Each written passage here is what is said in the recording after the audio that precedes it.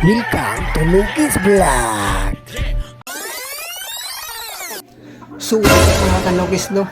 I-update ko lang yung ating mga sinalan sa ating DIY na incubator ngayon. Tara, ating silipin. So yan mga kanokis, no? Ito na yung nasalang natin. Tara, ating ibaba para makita ninyo. Yan ang mga kanokis. Nakailang labas na siya. Sinalang natin to ng November 26.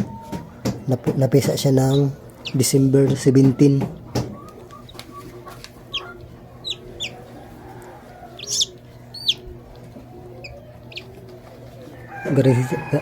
Goods na goods yung ating DIY na incubator.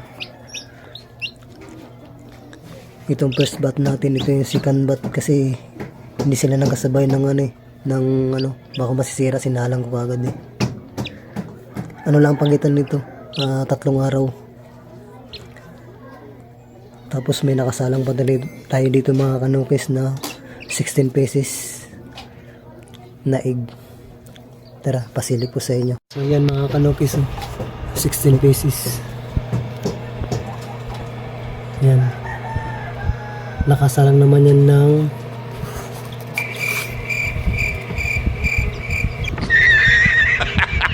nakarang mga 3 siguro yan.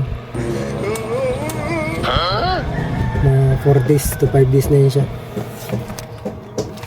Ayan, sit up lang.